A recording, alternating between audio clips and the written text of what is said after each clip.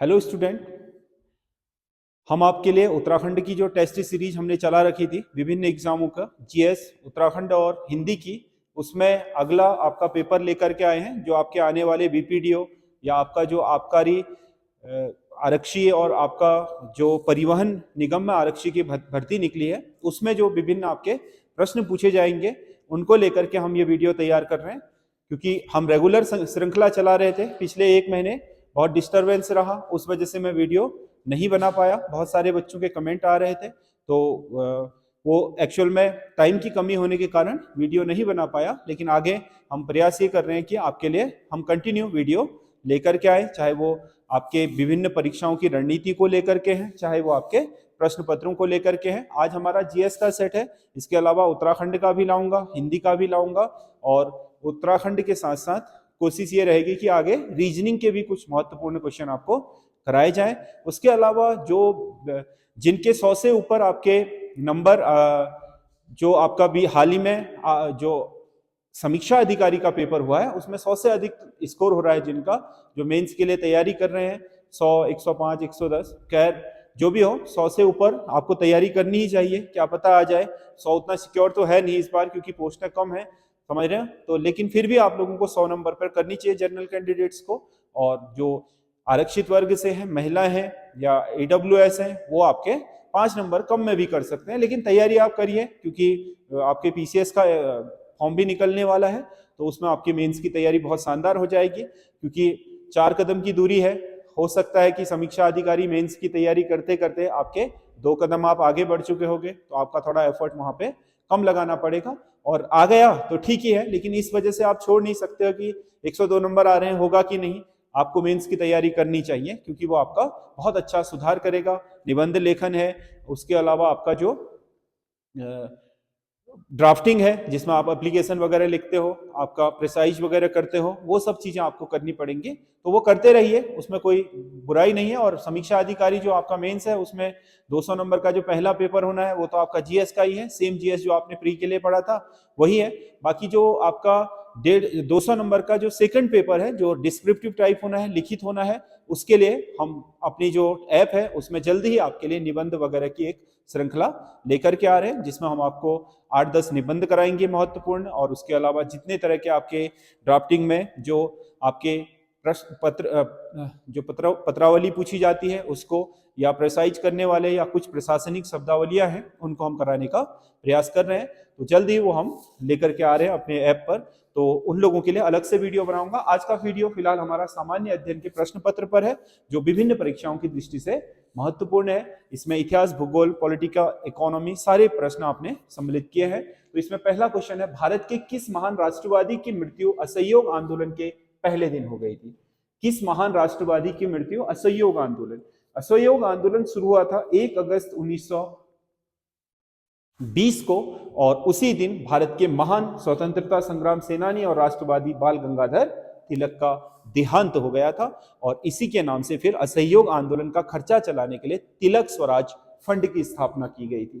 तिलक Swaraj fund जो बनाया गया था असहयोग आंदोलन के लिए पैसा इकट्ठा करने के लिए, वो महात्मा गांधी द्वारा बाल गंगाधर तिलक की याद में बनाया गया था। कहा जाता है कि पहले ही दिन उस समय का 1 करोड़ रुपया इसमें जमा हो गया था। बाल गंगाधर तिलक को लोगों ने श्रद्धांजलि देने के लिए सब किया था, और यही आपका इसका सही आंसर होगा।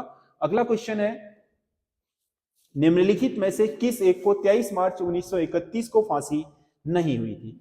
23 मार्च 1931 को फांसी हुई थी लाहौर षड्यंत्र केस के जो आपके मुजरिम थे उनको, जिन्होंने सैंडर्स की हत्या करी थी। तो उनमें आपका भगत सिंह, राजगुरु और सुखदेव थे।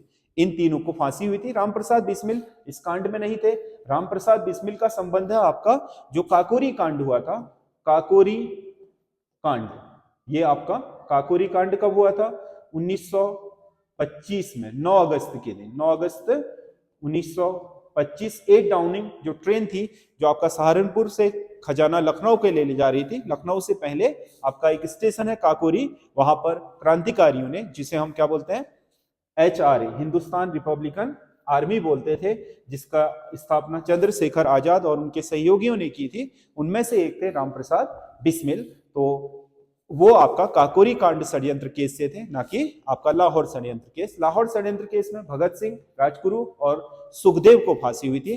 कहा जाता है कि राजगुरु वो पहले व्यक्ति थे जिन्होंने सैंडर्स पर गोली चलाई थी। बाकी रामप्रसाद बिस्मिल कहा जाता है कि मास्टरमाइंड थे काकोरी कांड का। इन्होंने ही विचार दिया था कि सरकारी खजाने को लूटते हैं और उससे जो पैसा आएगा उससे हथियार वगैरह खरीद करके अपना जो क्रांति है उसको हम मजबूत करेंगे, क्रांतिकारियों के लिए संसाधन जोड़ेंगे। तो इसका सही आंसर है रामप्रसाद बिस्मिल, जो 23 मार्च को फांसी पाने वाले आपके उसमें नहीं थे, लोगों में नहीं थे। ब्रिटिश साम्राज्य के अधीन नियुक्त भारत का पहला वाइसरॉय था। ब्रिटिश साम्राज्य के अधीन भारत का पहला वाइसरॉय बना था लॉर्ड केनी, वाइसरॉय ब्रिटिश साम्राज्य के अधीन, क्योंकि 1858 में 1857 की क्रांति के बाद जो ब्रिटिश सरकार है उसने भारत का जो शासन है वो ईस्ट इंडिया कंपनी के हाथों से छीन करके अपने हाथों में ले लिया। इसीलिए जब ये आपका साम्राज्य ब्रिटिश क्राउन के हाथों में गया तो वहां के जो सम्राट हैं उनके, या सम्राज्ञी हैं, महारानी विक्टोरिया थी उस समय, तो उनके अधीन आया।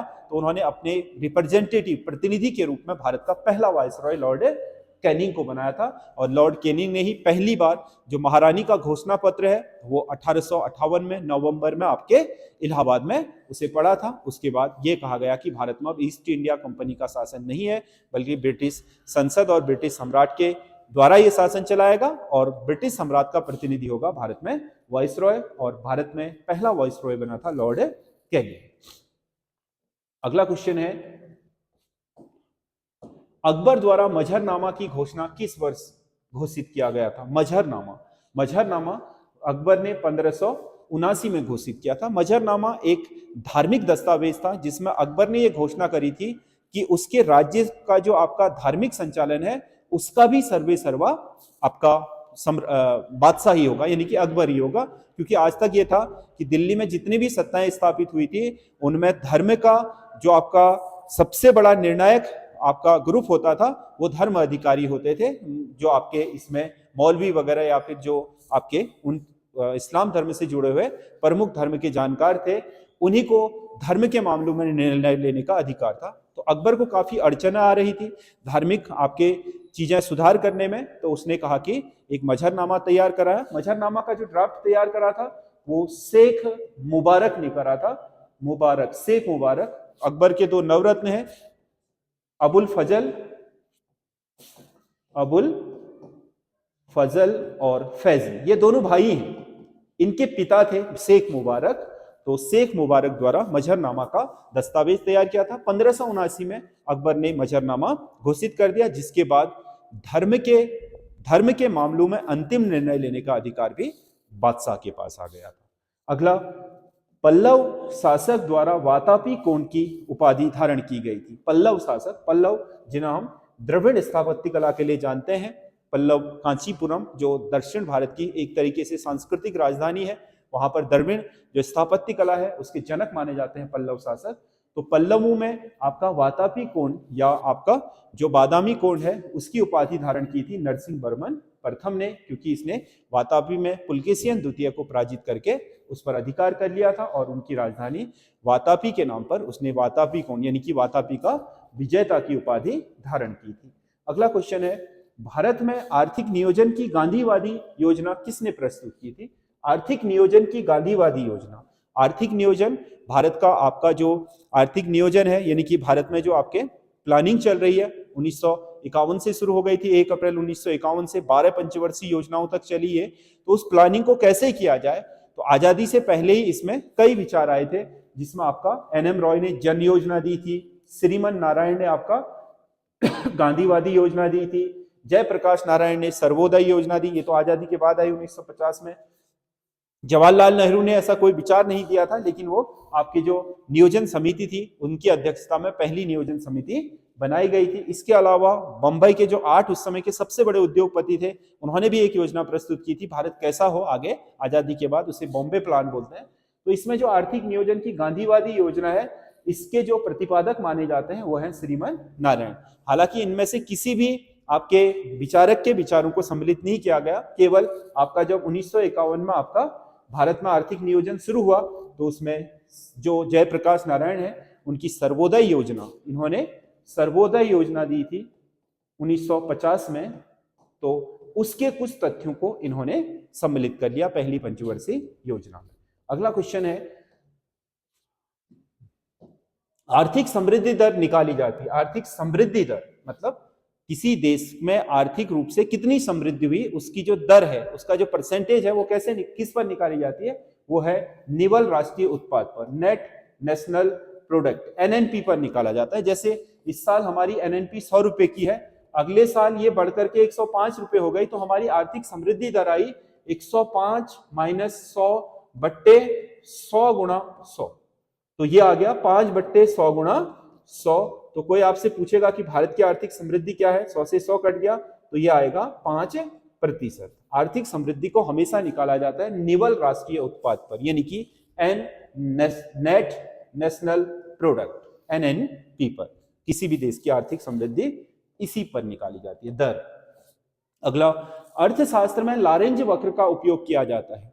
लारेंज वक्र अर्थशास्त्र में बहुत महत्वपूर्ण है, जिसमें आपके आय की असमानता को दर्शाने का काम किया जाता है, यानी कि जो आपके देश में गरीबी है उसमें लोगों में आय की कितनी असमानता है, इसको दर्शाता है। ये वक्र इस तरीके का होता है, देखो ये एक आपका वक्र ऐसे बनाया जाता है, इसमें ये एक सीधी रेखा है जो आय का समान प्रतिनिधित्व करती है, और इस सीधी रेखा के इसमें एक वक्राकार रेखा होती है, वक्र जिसे बोलते हैं, लारेंज वक्र ये है। ये वक्र जितना ज्यादा दूरी में होगा, आय की असमानता उस देश में उतनी ही ज्यादा होगी। ये वक्र जितना नजदीक नजदीक आता रहेगा, उसमें आय की असमानता लोगों के बीच घटती जाएगी। इसी को बोलते हैं लारेंज वक्र। ये आपका आय की असमानता या गरीबी को मापने का एक बहुत बड़ा मापक माना जाता है। तो इसमें आपका ए सही आंसर होगा। अगला क्वेश्चन है, श्रम शक्ति के आधार पर एक मानव दिन कितने घंटे का होता है? श्रम शक्ति के आधार पर एक मानव दिन होता है 8 घंटे का। औसतन एक व्यक्ति को 8 घंटे का क्या मिलना चाहिए? कार्य मिलना चाहिए, श्रम मिलना चाहिए। और अगर वर्ष में 273 दिन किसी व्यक्ति को 8 घंटे रोज कार्य मिल रहा है, तो उसको पूर्ण रोजगार कहा जाएगा, यानी कि मानव वर्ष होता है 273 दिन का, और मानव दिन होता है 8 घंटा श्रम शक्ति के आधार पर। अगर 8 घंटे प्रतिदिन के हिसाब से 273 दिन, 365 दिन में से व्यक्ति के पास आपका काम है, तो उसे हम पूर्ण रोजगार वाला व्यक्ति बोलेंगे। अगला क्वेश्चन है, इंदिरा आवास योजना, भारत में गरीबों को, निर्धनों को आवास दिलाने की ये सबसे बड़ी परियोजना कब शुरू हुई थी? ये शुरू हुई थी 1985 में। 1985-86 का जो वित्तीय वर्ष है, उसमें इंदिरा आवास योजना शुरू हुई थी, जिसमें गरीबी रेखा से नीचे जीवन यापन करने वाले लोगों को आपका एक घर बनाने के लिए, पक्का मकान बनाने के लिए एक मुफ्त धनराशि प्रदान की जाती है। 2017 से इंदिरा आवास योजना का आपका नामकरण अब पीएम आवास योजना कर दिया गया, प्रधानमंत्री आवास योजना। एक्चुअल में ये ग्रामीण क्षेत्रों की है। शहरी क्षेत्रों में एक और आवास योजना चल रही है, वाल्मीकि आवास योजना। तो इसका सही आंसर 1985 है। अगला क्वेश्चन है, वर्तमान में थोक मूल्य सूचकांक में कितनी वस्तुओं को सम्मिलित किया जाता है? थोक मूल्य सूचकांक मतलब जो हमारी जरूरत की वस्तुएं होती हैं, उसके थोक मूल्य में कमी या वृद्धि के आधार पर देश में महंगाई या मुद्रास्फीति निकाली जाती है, जिससे आपके कर्मचारियों के जो महंगाई भत्ता, डीए वगैरह होते हैं, उनमें वृद्धि की जाती है। महंगाई कितनी है, कम है, ज्यादा है, समझ गया ना। मुद्रास्फीति जो मापी जाती है देश में, वो थोक मूल्य सूचकांक पर मापी जाती है। थोक मूल्य सूचकांक जो होता है, उस पर आपका टोटल जो वस्तुएं वर्तमान में उसके बास्केट में सम्मिलित है, वो है 697 वस्तुओं को या सेवाओं को इसमें लिया जाता है। उनका आपका थोक मूल्य लिया जाता है, होलसेल प्राइस, और उसमें जितनी भी ओवरऑल वृद्धि होती है, औसत वृद्धि, उसको हम महंगाई बोलते हैं। और कमी हो जाती है तो महंगाई की दर में कमी बोलते हैं, यानी कि मुद्रास्फीति इसी के आधार पर देश में निकाली जाती है। तो इस बास्केट में 697 वस्तुएं हैं। अगला क्वेश्चन है, निम्नलिखित में से कौन सी साइबर अपराध की 2 आवश्यक विशेषताएं? साइबर अपराध के लिए क्या 2 चीजें होना आवश्यक? विशेषताएं क्या होती हैं? कार्य प्रणाली के रूप में कंप्यूटर प्रौद्योगिकी तथा पर्यावरण की अखंडता। मतलब कार्य प्रणाली, काम करते समय कंप्यूटर प्रौद्योगिकी, कंप्यूटर टेक्निक में क्या होनी चाहिए? अखंडता, इंटीग्रेटेड होना चाहिए सिस्टम, और पर्यावरण की अखंडता। तो इसमें ये कोई बहुत बड़ा वो नहीं है। अपराधी की कंप्यूटर दक्षता, जो अपराध कर रहा है वो कंप्यूटर चलाने में बहुत दक्ष है, आसानी से बहुत शानदार तरीके से कंप्यूटर का संचालन कर सकता है। और शिकार की कंप्यूटर प्रौद्योगिकी से अनभिज्ञता, और जो शिकार हो रहा है वो कंप्यूटर प्रौद्योगिकी के बारे में जानता नहीं है। एक आदमी तो ओटीपी लगा करके आपके पैसे से खाते से पैसे निकाल जा रहा है, और एक आदमी को पता भी नहीं चल रहा है कि इस तरीके से खाते से पैसे निकाले जा सकते हैं। तो साइबर अपराध के लिए इन दोनों चीजों का होना आवश्यक है। इसका अपराधी की कंप्यूटर में दक्षता, और जो आपका इसमें शिकार हो रहा है उसका कंप्यूटर के बारे में जानकारी ना होना।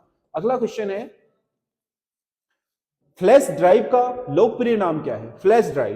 फ्लैश ड्राइव आपका एक्चुअल में पेन ड्राइव के नाम से जानी जाती है। इसका लोकप्रिय नाम यही है, फ्लैश ड्राइव कहते हैं पेन ड्राइव को भी, मूल नाम यही है, लेकिन बहुत सारे लोगों को पता ही नहीं होता है, क्योंकि पेन ड्राइव उसका इतना प्रचलित नाम है कि लोग आपका पेन ड्राइव ही कह करके बुलाते हैं उसको।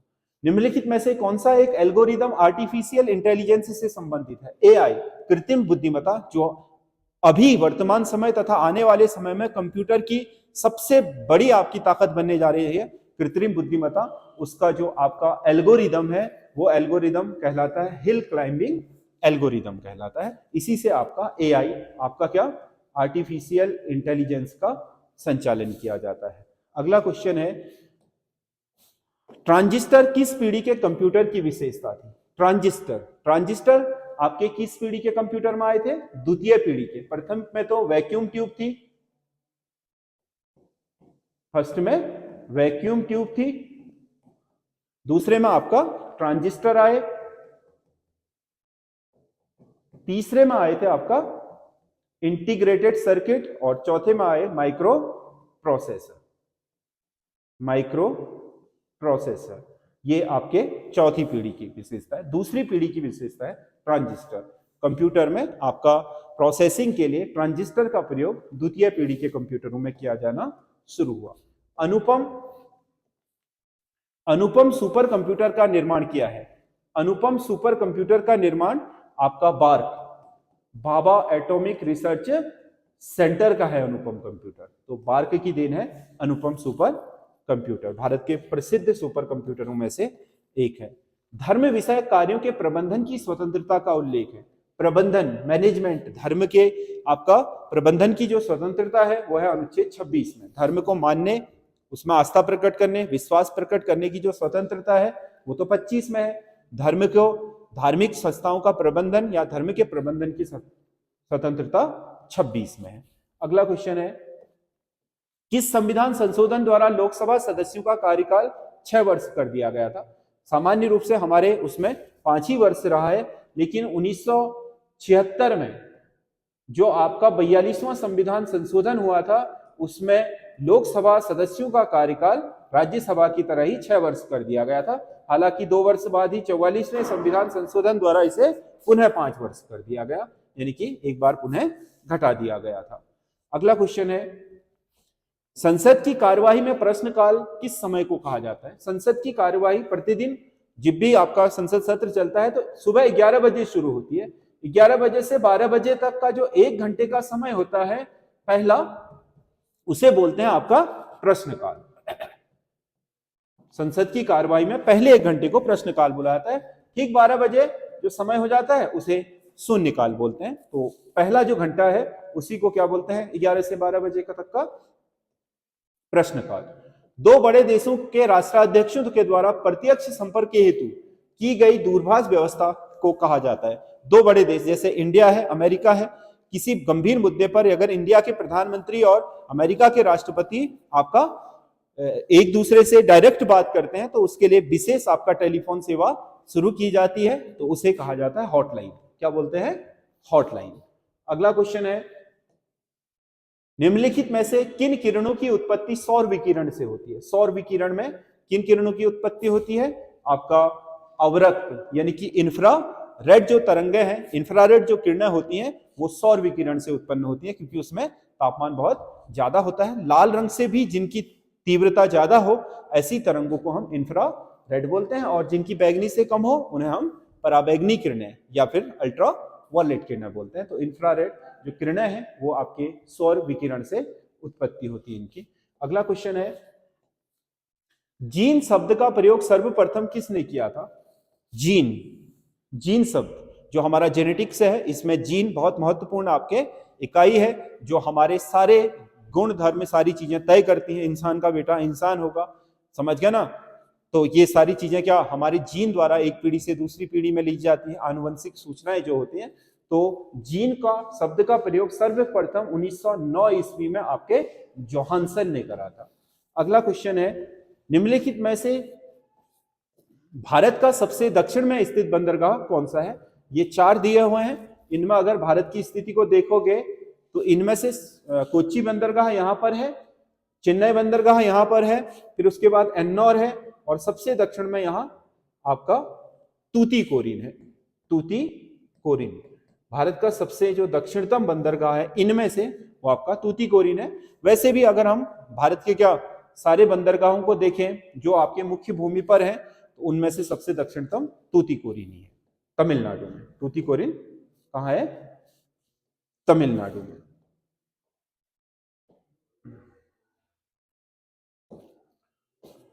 अगला क्वेश्चन है, डोलामाइट निम्नलिखित में से कौन सी सेल है?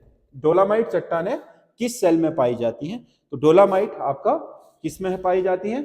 अवसादी चट्टानों में, या फिर हम इसे परतदार चट्टान बोलते हैं, सेडिमेंट्री रॉक्स जिन्हें बोलते हैं, उन्हीं में डोलामाइट जो आपका चट्टान है पाया जाता है। तो ये आपका द्वितीयक चट्टान है या फिर अवसादी या सेडिमेंट्री रॉक्स होती हैं। अगला, भारत के किस राज्य में सबसे अधिक रामसर क्षेत्र है? रामसर जो आपका अंतरराष्ट्रीय रामसर समझौता हुआ है 1971 में आपके ईरान के रामसर में, उसके तहत नम क्षेत्रों को देश में या दुनिया में जो नम क्षेत्र हैं, जो झीलें हैं जिनकी गहराई 6 मीटर से कम है और साल भर लगभग जहां पर पानी या दलदल रहता है, ऐसे क्षेत्रों को अंतरराष्ट्रीय क्या बोलते हैं? वेटलैंड या फिर रामसर साइट। तो ऐसे रामसर साइट भारत में अब 75 हो चुके हैं, जिनमें से आपका सबसे ज्यादा 14 रामसर साइट है आपके तमिलनाडु में है। सबसे ज्यादा तमिलनाडु में है रामसर साइट है, तो इसका आंसर तमिलनाडु होगा। ये 25 क्वेश्चन है, आपको कैसे लगे कमेंट करके जरूर बताइएगा। अब हम कोशिश कर रहे हैं कि लगातार आपके लिए हमारे जो वीडियो हैं उनके लगातार श्रृंखला लेकर के आए। थोड़ा डिस्टर्बेंस हो रहा हुआ था, अब चीजें व्यवस्थित हो गई हैं, तो हम लगातार कोशिश करेंगे कि आपके लिए वीडियो बनाते रहें। और इसका जो आपका PDF है वो हमारे टेलीग्राम चैनल संजय देव क्लासेस से आप प्राप्त कर सकते हैं। धन्यवाद।